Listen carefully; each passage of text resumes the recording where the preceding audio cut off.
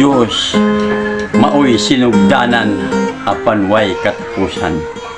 Minugdang halapad gawanan nga pudo sa bahandi ug kinaadman.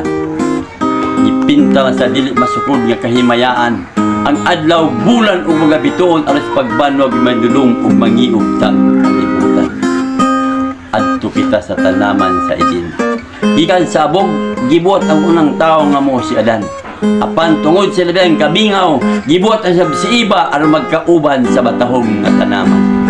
Apan makasuko lamang ang palandungon, kay si Iba nagpatintal ng sa tanas nga malimbungon, mikaon sa bunga sa kahoy sa kamatayon.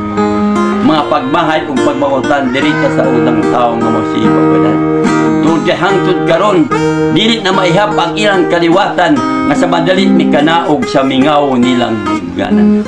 Apan gikan sa balay ni David, nagpakatao ang Mesiyas nga nagkinabuhi sa pag-antos kansang kaagi binagbakan sa suyak tulog sa kasakitan, ipapasan sa mabugat ka cross, ipabaktas sa daranan, kaya dito ibabaw sa bungtod hawanan nga binuksan sa iyang bitayanan.